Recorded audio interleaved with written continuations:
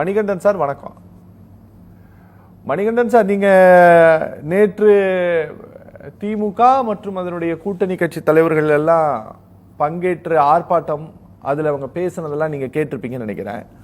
அதிமுகவினுடைய ஸ்டாண்டும் அதிமுக ஆட்சி காலத்தில் தான் இந்த மாநிலத்தினுடைய மொழி கொள்கை நிலைப்பாடு அப்படிங்கிறது இருமொழி கொள்கை தான் அப்படின்னு சொல்லிட்டு இந்த என்இபி பாலிசி சமர்ப்பிக்கப்பட்ட போது அசம்பிளியில இங்க ரெசல்யூஷன் பாஸ் பண்ணாங்க. அப்ப சீஃப் மினிஸ்டர் மரியாதைக்குரிய திரு எடப்பாடி பழனிசாமி. இதுதான் இந்த ஸ்டேட்டோட பாலிசி அப்படின்ட்டு இருக்கும்போது நீங்க இதை நீங்க அக்செப்ட் பண்ணாதான் பணம் கொடுப்பேன்னு சொல்லிட்டு போயிருக்காங்க. இதை நாங்க இம்ப்ளிமெண்ட் பண்றதுல மும்முரமாக இருக்கிறோம்னு சொல்லிட்டு போயிருக்காங்க. சார், நீங்க லாயரு, அதனால நான் கேட்கிறேன், இங்க எடுக்கக்கூடிய அரசியல் ரீதியான இங்க சில நண்பர்கள் இங்க அரசியல் பண்றாங்க அப்படிங்கறதையும் அமைச்சர் சொல்லியிருக்காரு. அவர் அமைச்சராகத்தான் சொன்னார், நாங்க கையெழுத்து போடலன்னா பணம் தர மாட்டேன்ட்டு. அமைச்சராகவே தான் பதில் கொடுத்தார். இங்க சிலர் இதை வைத்துக் கொண்டு அரசியல் செய்கிறார்கள். இதை எப்படி பார்க்கிறது சார்? இத சத்தியம் டிவி நேயர்களுக்கு வணக்கம். யாருமே குறுக்கிட மாட்டாங்க சார். ரொம்ப ரொம்ப நன்றிங்க. எதிர்பார்த்தேன், என் நண்பர் இன்னும் வரல, அவரோட வருகைக்கு ஆவலான எதிர்பார்த்துட்டு வந்துட்டாங்க. ரெண்டு பேருமே வந்துட்டாங்க. வந்துட்டேன்னு சொல்லு, திரும்ப வந்துட்டாரு. சந்தோஷம். என்னன்னா, காந்தியடிகள் சொன்ன மாதிரி தீயதை பார்க்காதே, தீயதை கேட்காதே, தீயதை பேசாதேங்கிற மாதிரி நேற்று திமுக கூட்டணிகள் நடத்தினது ஏதோ நடத்தினாங்க, ஏதோ டிராமா நடத்தினாங்கன்னு சொன்னீங்க. அதெல்லாம் நான் எதுவுமே பாக்கலைங்க. அது முதல் விஷயம். இது என்னன்னா, நீங்க கேட்ட கேள்விக்கு வர அதுக்கு முன்னாடி சில கருத்துக்களை சொல்லிட்டு, இந்த துரு பிடித்த அரத பழசான அந்த காலத்து ஒயிட் அண்ட் பிளாக்ல ஆரம்பிச்சு இப்ப பரன் மேல தூக்கி போட்ட இந்த ஹிந்தி துணிக்கிறாங்க அப்படிங்கிற பழைய ஆயுதத்தை திமுக கையில் எடுத்திருக்குது.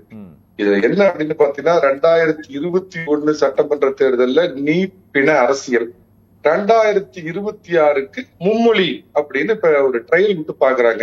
2026க்கு இந்த ஆயுதத்தை கையில் எடுக்கலாமா அப்படின்னு ஒரு ட்ரையல் விட்டு பாக்குறாங்க.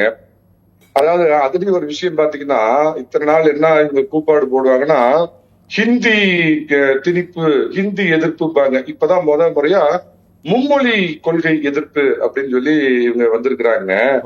அதாவது இருமொழி கொள்கை என்பது தமிழர்களுடைய, தமிழ்நாட்டு மக்களுடைய நிலைப்பாடு கிடையாது. அதை முதல்ல புரிஞ்சுக்க. திமுக உட்பட, திமுக பிரதானமா நாடகம் போடுற, அதுக்கு வேற வழி இல்லாம ஒத்து போற அதிமுக உட்பட்ட சில கட்சிகளுடைய நிலைப்பாட ஒழிய தமிழக ஒட்டுமொத்த மக்களுடைய நிலைப்பாடு அது கிடையாது அப்படிங்கறது நான் அந்த இடத்துல சொல்ல வரேன். எப்படின்னு கேட்டீங்கன்னா, தமிழக மக்கள் தொகையில கிட்டத்தட்ட 2 கோடி பேர் தெலுங்கை தாய்மொழியாக கொண்டவர்கள் தமிழ்நாட்டில் இருக்கிறாங்க. அவங்க வீட்டுல தெலுங்கு பேசுறாங்க, மற்ற பொது இடங்கள்ல தமிழ், ஆங்கிலம் பேசுறாங்க. சோ மும்மொழி அப்படிங்கிறது ஆல்ரெடி இருக்குது. அதே மாதிரி உருது பேசுற இஸ்லாமிய நண்பர்கள் பாத்தீங்கன்னா வீட்டுல உருது பேசுறாங்க, பொதுவெளியில தமிழையும் ஆங்கிலமும் பேசுறப்ப மும்மொழி அப்படிங்கிற இந்த திட்டம் ஆல்ரெடி தமிழ்நாட்டுல இருக்குது அப்படின்னு நான் திட்டவட்டமா நான் சொல்ல வர்றேங்க. அதே மாதிரி எனக்கு முன்னாடி பேசுற மரியாதைக்குரிய நண்பர் சொல்றாரு, தமிழ்நாட்டுல எந்த அரசு பள்ளிகள்லயும் எல்லாம் நாங்க இருமொழி கொள்கையை தான் ஃபாலோ பண்றேன்னு. சில இடங்கள்ல மும்மொழிய 3வது மொழியா உருது மொழியை வச்சிருக்கிறாங்க அப்படிங்கறது ரொம்ப வசதியா அவர் மறந்து போய் அவர் பேசுறாருங்க. புதிய கல்விக் கொள்கையில அவங்க என்ன சொல்லிருக்காங்கன்னா, அதை 2000 மோடி அரசாங்கம் கொண்டு வந்தப்ப பாத்தீங்கன்னா, முதல்ல அவங்க தாக்கல் பண்ணதுல 1986 மரியாதைக்குரிய திரு ராஜீவ்காந்தி அவர்கள் கொண்டு வந்த புதிய கல்வி சட்டத்துல பாத்தீங்கன்னா 3வது மொழிங்கிறது கட்டாயமாக இந்தியன் இருந்தது. இவங்க கொண்டு வந்ததுலயும் அதே மாதிரிதான் இருந்தது. ஆனா பிரதமர் மோடி அதை தலையிட்டு 3வது மொழி எனி இந்தியன் லாங்குவேஜ் அப்படின்னு சொல்லி அவங்க மாத்துறாங்க. எந்த விதத்திலையும் ஹிந்தியோ இல்ல சமஸ்கிருதம், நீங்க இப்ப குறிப்பிட்டு சொன்னீங்க சமஸ்கிருதம் இருக்கலாம் அப்படின்னு, நான் பார்த்த வரைக்கும் அந்த மாதிரி எனி இந்தியன் லாங்குவேஜ் அப்படின்னு தான் அதில் குறிப்பிட்டிருக்கிறாங்க. எஜுகேஷன் பாலிசிலையா? ஆமா, புதிய கல்வி இருக்கு சார். சார் இருந்தா எனக்கு அனுப்பி வைங்க. நான் அடுத்த இதுல வர்றப்ப நான் தவறா பேசுறேன் உங்ககிட்ட ஏத்துக்கிறேன். ஏன்னா நான் ஃபைட்டுக்கே வரல, விஷயத்துக்கு வரேங்க. இதுல என்னன்னா, நீ தான் திராவிடன், இனத்தால் திராவிடன், மொழியால் தமிழன் அப்படின்லாம் பேசுறீங்களா? இந்த கர்நாடகா நமக்கும் பாத்தீங்கன்னா காலகாலமா காவிரி டிஸ்பியூட் அடிக்கடி சண்டை போட்டுக்கிறோம். இப்போ அந்த இந்தி கூட்டணியோட காங்கிரஸ் ஆட்சி தான் அங்க நடக்குது. இந்த மும்மொழி கொள்கை திட்டத்தை ஏத்துக்கிட்டோம்னா அங்க இருக்கிற சீஃப் மினிஸ்டர் சொல்லி அங்க உள்ள கன்னடக்காரங்க 3வது மொழியா தமிழை எடுத்துக்க சொல்லி நிறைய கன்னடக்காரங்களை தமிழ் படிக்க வைக்கிறதுக்கு ஒரு வாய்ப்பு அதை பயன்படுத்திக்கலாமே. நீங்க ஒரியா வேண்டாம், பெங்காலி வேண்டாம், கர்மாந்திர ஹிந்தி வேண்டாம், சமஸ்கிருதம் வேண்டாம். நீதான் திராவிட நாடு கேட்டீங்களா ஒரு காலத்துல, திராவிட நிலப்பரப்பு கேட்டா 1008 கொள்கை சொல்லுவீங்களா, அந்த திராவிட நிலப்பரப்புல இருக்கிற கன்னட மக்கள்கிட்ட நீங்க தமிழை பரப்புறதுக்கு வாய்ப்பா எடுத்துக்கலாம். கர்நாடகால தமிழ் பள்ளிகள் இருக்கு சார். சார் அது தமிழருக்கு இருக்கு சார், நீங்க திசை திருப்பாதீங்க சார் தயவு செஞ்சு. நான் சொல்றது கன்னடக்காரங்க படிக்கிறதுல 3வது மொழியா நீங்க அங்க இருக்கிற சீஃப் மினிஸ்டர் சொல்லி எங்க மொழி எடுத்துங்க பாஸ், அதே மாதிரி தமிழ்நாட்டுல நாங்க கன்னடத்தை படிக்க வைக்கிறோம் அப்படின்னு சொல்லி ஒரு இணக்கத்தை ஏற்படுத்தாங்க. இங்க இந்த தமிழ்நாட்டுல 10 கோடி 15 கோடி ரூபாய் கொடுத்து லீஸுக்கு எடுத்துருக்கீங்க பாருங்க 2 கம்யூனிஸ்ட் கட்சி. அந்த கம்யூனிஸ்ட் கட்சி தான் கேரளாவோட ஆட்சியில் இருக்குது. அங்க ஆல்ரெடி மும்மொழி கொள்கை திட்டம் இருக்குது. அந்த பினராயி விஜயன் சொல்லி திராவிட நண்பனே, என் திராவிட இளவலே, கொஞ்சம் எங்க அங்க தமிழை சொல்லிக் கொடு, மலையாளிகளும் தமிழ் தெரிஞ்சுக்கிட்டோம், நாங்க தமிழர்களுக்கு மலையாளத்தை சொல்லிக் கொடுக்குறோம் அப்படின்னு திராவிட மொழியை பரப்புறதுக்கு இது ஒரு ஆயுதமா எடுத்துக்கலாமே சார். இது பிண அரசியல் பண்றது, இனம் அரசியல் பண்றது, மொழி அரசியல் பண்றது காலகாலமா திமுக கையில எடுத்து உளுத்து போன தமிழக மக்களால் நிராகரிக்கப்பட்ட தமிழக மக்கள்ல 1% பேர் கூட ஏத்துக்கல. இது முதல் விஷயங்க. 2வது ஒரு சொல்ற சிபிஎஸ்இ பள்ளி மரியாதைக்குரிய முதலமைச்சருடைய மகள் செந்தாமரை நடத்துற சன்சைன் ஸ்கூல்ல நீங்க தமிழை வாழ வைக்கிறவங்களா இருந்தா எதுக்கு சிபிஎஸ்இ எடுத்தீங்க? உங்க ஸ்டேட் போர்டை நடத்தலாமாங்க, ஸ்டேட் போர்டை நடத்தி அதுல உங்க இருமொழி கொள்கை பண்ணலாமே. பொழைக்கிறதுக்கு மட்டும் உங்களுக்கு மும்மொழி வேணும், அரசியலுக்கு உங்களுக்கு தமிழ் வேணும். கேடுகிட்ட நிலைப்பாடு. எதுக்கு சிபிஎஸ்இ எடுத்து சொல்லி உடனே மோடி குச்சி எடுத்துட்டு அடிச்சாரா இல்ல வாஜ்பாய் குச்சி எடுத்து அடிச்சாரா? அதுல நீங்க பிரைவேட் ஸ்கூல் நடத்துற திமுக முன்னாள் அமைச்சர்கள், அண்ணா திமுக முன்னாள் அமைச்சர்கள், அரசியல்வாதிகள், மரியாதைக்குரிய முதலமைச்சர் ஸ்டாலினுடைய மகள் செந்தாமரை நடத்துற சன்சைன் ஸ்கூல் ஸ்டேட் போர்டு நடத்துங்க சார். ஸ்டேட் போர்டு ஆட்டோமேட்டிக்கா இருமொழி கொள்கை வந்துருமே. அதுக்கு மட்டும் எதுக்கு சார் மும்மொழி கொள்கை வேணும்? எடுக்கிற படம் பேன் இண்டியா படமா போகணும். ஹிந்தியில அந்த படம் டப்பிங் பண்ணி கோடி கோடியா வசூல் இது பண்ணோம்.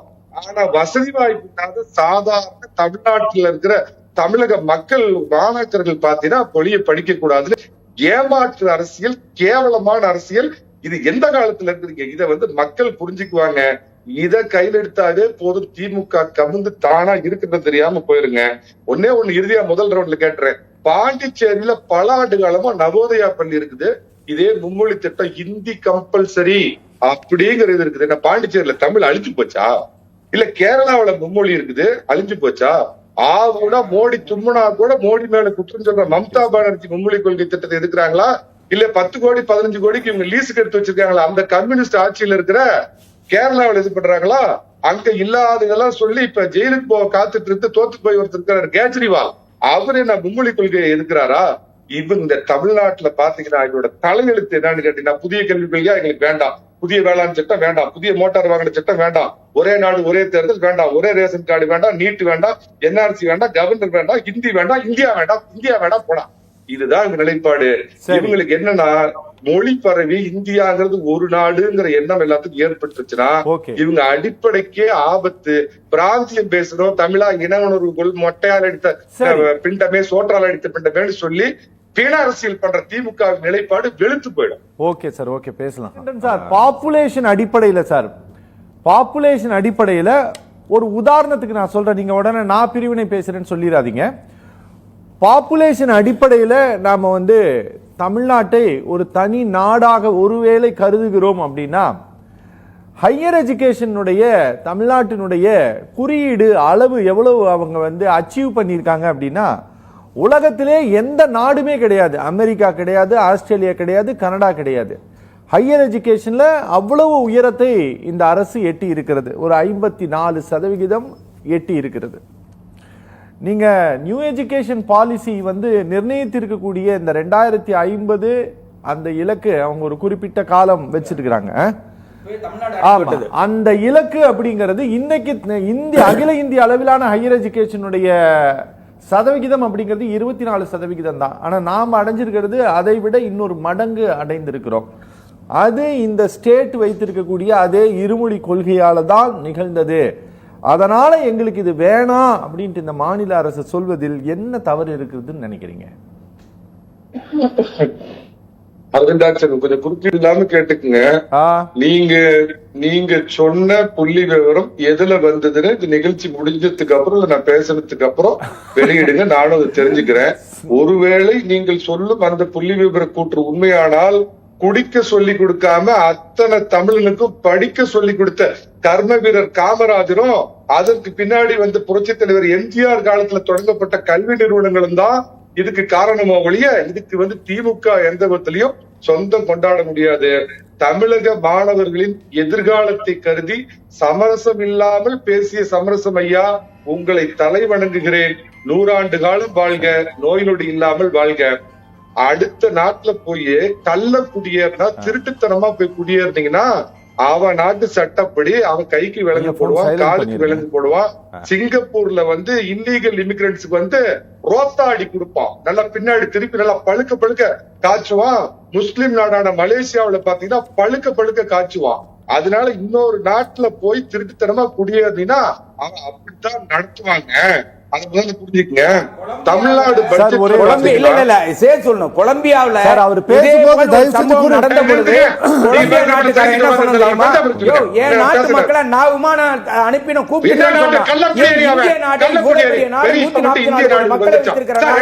பணக்கார நாடாக போகிற ஒரு நாட்டில் உங்களுடைய குடிமக்களை ஒரு மரியாதையோடு அழைக்க முடியாததற்கு காரணம் என்ன? அதை சேர்த்து சொல்லுங்க. சரி, குறுக்கிடாதீங்க. இல்லீகல் இமிகிரண்ட்ஸ் வந்து அவன் அப்படித்தான் ட்ரீட் பண்ணுவான். இந்தியா மாதிரி சத்திரம் இல்ல, எவன் வேணாலும் இதுல இருந்து வந்துக்கலாம். பங்களாதேஷ்ல இருந்து வந்து திருப்பூர்ல குடியேறி ஆதார் கார்டு வாங்கிக்கலாங்கிற மாதிரி இது சத்திரம் இல்லது. அமெரிக்கா அதனாலதான் உருப்பிடுது, இந்தியா அதனாலதான் உருப்படாத போகுது. பழங்குடியின மக்கள் அப்படின்னு ஊட்டியில இருக்கிறாங்க, ரொம்ப ரொம்ப சிறுபான்மையின மக்கள். நீங்க போற போக்குல நீங்க ஒண்ணு சொல்லிட்டு போறீங்க சார். அமெரிக்கா எல்லாம் வெளிநாட்டுல இருந்து அமெரிக்காவுக்கு குடியேறவனுக்கு குடியுரிமை கொடுக்குது. இந்தியாவில் குடியுரிமையே எந்த நாட்டை சேர்ந்தவனுக்கும் கிடையாது சார். அதுக்குதான் யார் யார் வந்திருக்கிற எப்ப வந்திருக்க லிஸ்ட் எடுத்தா உடனே அதுல அரசியல் பண்றீங்களா, அதுல போராட்டம் பண்றீங்களா? முடிக்கிற வரைக்கும் என்ன அளவு பண்ணுங்கன்னு சொல்லிட்டேன். அவருக்கு தான் கை கொடுத்தேன், உங்கள்ட்ட திருப்பி நான் பேசணும். நான் என்ன கேக்குறேன்னா சார், படுகரின மக்கள் ஊட்டியில ரொம்ப எண்ணிக்கையில குறைவான மக்கள் இந்த ஊட்டி பகுதியில மட்டுமே இருக்கிறவங்களுடைய அவங்க மொழி வந்து மேன்மைப்படுத்துவதற்காக தமிழக அரசு ஒவ்வொரு பட்ஜெட்லயும் வந்து பாத்தீங்கன்னா பணம் ஒதுக்குது. வெறும் சில ஃபியூ ஆஃப்டர்ஸ் பேசுற அந்த மொழிக்கு படுகிற மக்களுடைய இதுக்கு வந்து எதுக்காக ஒதுக்குறீங்கன்னு கேட்க முடியுமா? சிறுபான்மை ஆஃப்டர் நீங்க சொல்லக்கூடிய எண்ணிக்கை நீங்க சொல்றீங்க 2000 பேரு சார். இல்ல, நீங்க அந்த வார்த்தையெல்லாம் பயன்படுத்த கூடாது சார். சரி ஐயா, தமிழ்நாட்டுல சரி விட்டுருங்க, அந்த 2 வார்த்தையை வாபஸ் வாங்கிக்கிறேன். அதே மாதிரி சிறுபான்மை இனத்துக்கு முக்கியத்துவம் தர வேண்டும், சிறுபான்மையினர் நலன் போற்றி பாதுகாக்கப்பட வேண்டும். சிறுபான்மை மக்கள் பேசக்கூடிய சிறுபான்மை மொழிக்கும் நீங்க வந்து உரிய பாதுகாப்பு தரணும். அந்த மொழியை வளர்த்துங்கிற அடிப்படையில நோஞ்சாம் பிள்ளைக்கு தான் அம்மா 2 இட்லி சேர்த்து கொடுப்பாங்கிற அடிப்படையில சில மொழிக்கு அன்றைய காங்கிரஸ் கட்சி எப்படி ஒதுக்குச்சோ அதே மாதிரி தான் இன்னைக்கு இருக்கிற மத்திய பாசக அந்த அரசு ஒதுக்குதுங்கிறத புரிஞ்சுக்குங்க. டைரக்டிவ் பிரின்சிபல்ஸ்ல மரியாதைக்குரிய அண்ணல் அம்பேத்கர் அவர்கள் இந்த நாட்டினுடைய இணைப்பு மொழியாக சமஸ்கிருதம் வர வேண்டும், அதற்கு பின்பு ஹிந்தி வர வேண்டும் எழுதியிருக்கிறத வந்து மறைச்சிட்டு பொய்ய பேசிக்கிட்டு அநியாயத்தை நடத்திட்டு இருக்கிறாங்க. இந்த தமிழ்னு குரல் கொடுக்கிற யாராவது தமிழ் தாய் வாழ்த்த ஒரு வார்த்தை தப்பு இல்லாம பாடுவாங்களா? முரசொலி மாறன் எதுக்கு டெல்லி கூட்டு போனீங்கன்னு கேட்டா, என்னுடைய பேரனுக்கு ஹிந்தி தெரியும் அதனால் அழைத்து சென்றேன் அப்படின்னு அரசியல் நாடகம் எத்தனை நாளைக்கு நடத்த போறீங்க? மாணவ கல்வி